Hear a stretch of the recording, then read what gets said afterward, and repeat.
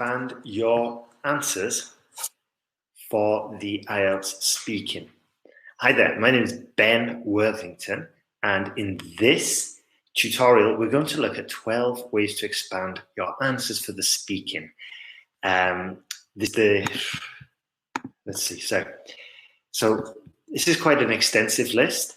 And first, we'll look at the foundation. The first few points will be building your foundation, and then we'll look at some specific answers. Okay. Point number three, we've got a very special guest. I can't wait to introduce you to her. She's come a long way. And also, point number 12 is very valuable, very useful indeed. Okay, so keep an eye out for that. Let's get started. So, as I said, the first few ones will be working on the foundation, working on the foundational skills from which we can build up and we can build and improve. Now then, the first one is we should warm up beforehand. If you walk into the IELTS exam, the speaking part, and you haven't spoken at the very minimum like 2 hours or 3 hours before, it's going to be very difficult to start up your language engine. Whereas if you have been speaking for a good 2 or 3 hours beforehand and you've been speaking in English, in a Skype conversation or with friends, you're naturally just going to perform better. You're going to be warmed up and you're going to have the words you need ready and at hand. So I think one of the best tips is just to warm up beforehand. Get that engine processing, the language engine warmed up, fired up, and ready to pass IELTS. Next one, be calm. Tip number 2 is be calm. What I mean by this is you start slow with your answers. Give yourself time to deliver your answer. Don't just run straight into it. There's nothing wrong with a silent pause.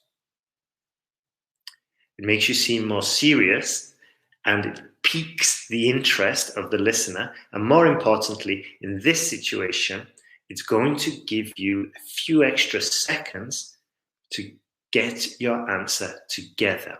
And don't worry if it's not completely clear from the start.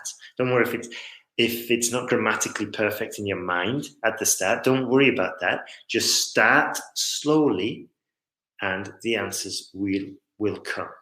And I know this for a fact because I speak another language. You probably know I speak Spanish. Tip number 3, here comes the special guest. But first, let me explain the theory. So in English, as you probably know, we've got 6 main question words. These are who, what, where, how, when, and why. Okay? And when we're when we're speaking, there's nothing wrong with just going through this checklist, okay, and sort of like inventing questions and anything, okay? So it might be explain your last job.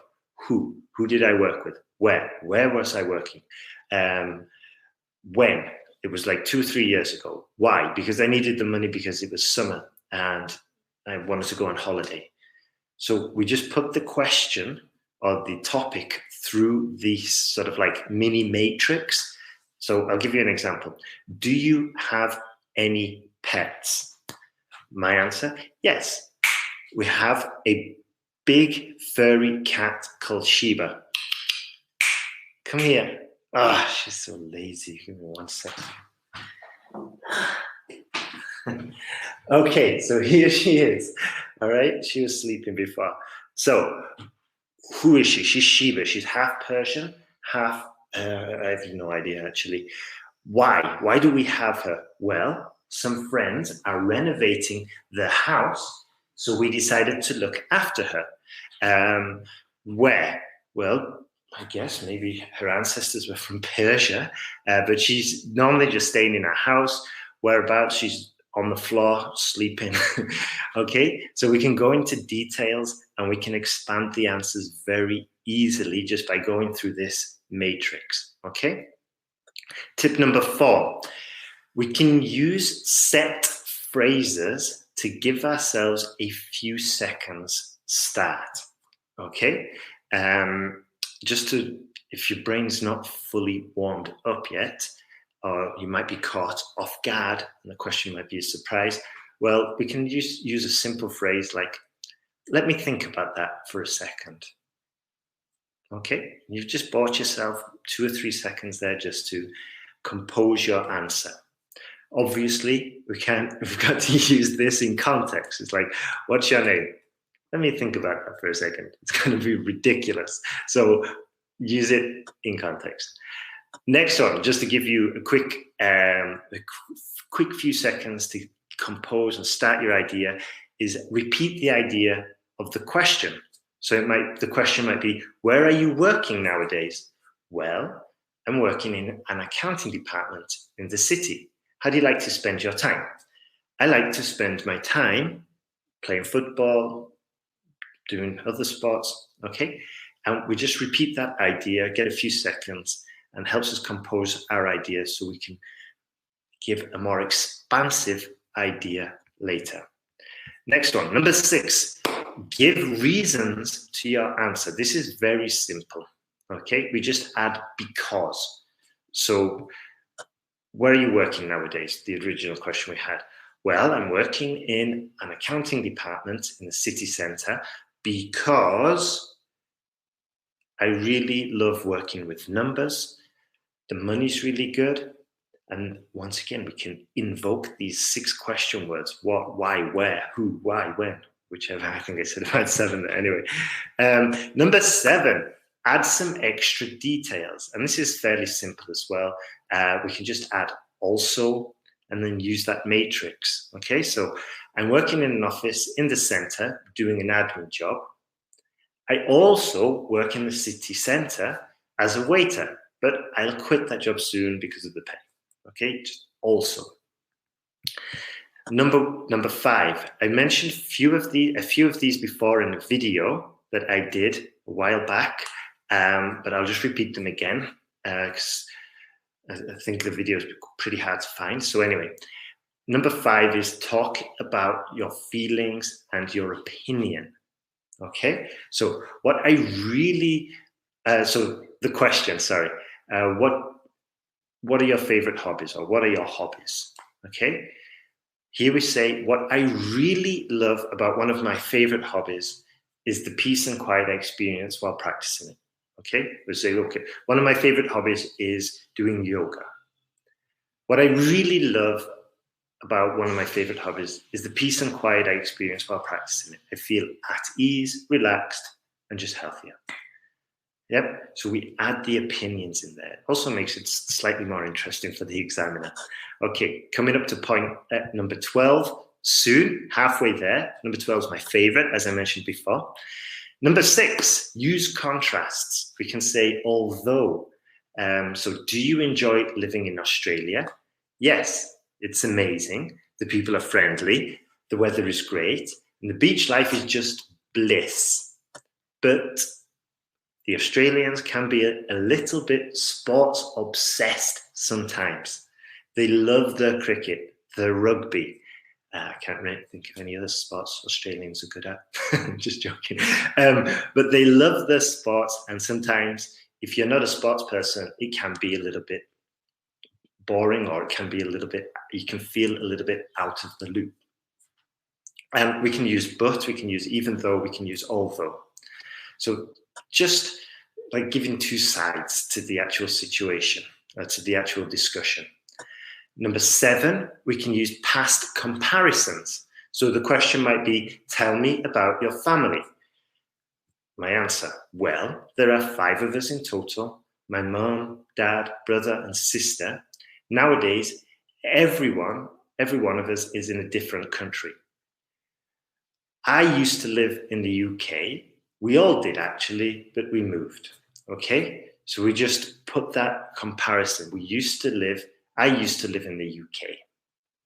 I used to. Number 8, another one that I mentioned in a video that I did way back that's since been copied, is give examples. Put in the details. Use the 6 question words that I gave you before. So tell me about your family. Well, there's 5 of us, my mum, my dad, my brother, my sister. We're all living in different places. For example, my sister lives in Australia. She loves it there. She loves the beach life. She finds it blissful, etc., etc. So we're adding details. We're giving examples. Okay. What's your favorite? What do you like to do in your spare time? Well, I love playing sports. I love reading. And I love listening to audiobooks. For example, at the moment, I'm listening to Shoe Dog, etc. Okay? And we'll go in and then we'll talk about that audiobook, for example. And also, this is probably another tip that's just popped into my mind. If you can steer the conversation to something that you love or something that you enjoy, you're going to be much more likely to be able to speak about that for a more extended amount of time. Now, next tip, we're quickly approaching my favorite. Add something about the future or that relates to the future, okay? So do you plan to live in Australia for a long time? Yes, I will, because I love it here. The VB, the barbecues, the outdoor scene, it's all just mesmerizing. It's amazing. However, eventually, I'll be heading back home to the UK. Okay, I'll be heading back home to the UK. I'm going to put something in about the future there. Just show the examiner I know this tense and I've got full control of it. And then also probably give an example there. For example, my family is expanding at the moment. My brother's had a child. My sister will be having a child soon. And I feel that home is calling me. Just an example there. Number 12, my favorite. This is a very useful tip. And I strongly recommend you adopt this technique soon. And you can start using it today. In fact, I advise you to start using it today. And what we do here is quite sneaky, it's quite easy, but we reflect the tense that we hear. So the examiner will say, are you going to stay in Australia in the near future? Yes, I'm going to stay in Australia in the near future. Okay? We're not going to say, yes, I will, which is okay, but if we can reflect it, then there is zero chance that we are answering in the incorrect term. And it also gives you a few words from which you can expand your answer. A few words at the beginning, and then we can add the answer that we were going to give. So first, we make sure we get the perfect tense, and then we continue with our answer. So next one. How long have you lived in Melbourne? Of course, the examiner's not going to say it like that. How long have you lived in Melbourne? I've lived in Melbourne for almost 3 years now. In St Kilda, actually, a beautiful place. So here, the question is in the present perfect. How long have you lived? My answer, I've lived in Melbourne. I'm exaggerating, I'm overemphasizing it a little bit, but you get the idea, okay? We reflect the tense. This is a very important technique, and in the Speaking Confidence course at IELTSPodcast.com, we go into this in more detail, and there's lots of exercises and drills for you to get it perfect. Because, yeah, I've seen some big results when students use this, so we went into it in more detail on the course. Final tip, I think I've given you about 14 now, but the final tip is upgrade your language. So maybe if you do a mock speaking test, you may find yourself using basic vanilla language like good, bad, nice, very, okay? These are boring words. The English language is one of the languages with the most words in the world. Okay, one of the languages. I can't remember if it is. Probably it is. I don't know. But what I'm saying is that you've got a whole dictionary of choices. You've got a massive range. Let me give you an example. So You could say, that building is really nice. Yeah. Or you can say, that building is extremely unique. It has character. It's so traditional. And you see, so we don't use good, we don't use bad, we don't use nice. We use specific adjectives that relate to that topic. In the case of the building, we can say it's got character. You can see the heritage of the country. You can see the cultural heritage there. I love the artwork. It sounds so much better than nice, or it's good, or it's bad. Okay, I got a little bit carried away there. My name is Ben. Hope you've enjoyed this tutorial. If you'd like more tutorials, if you're in a hurry to pass the exam quickly, have a look at IELTSPodcast.com. There's an online course there. Definitely benefit you.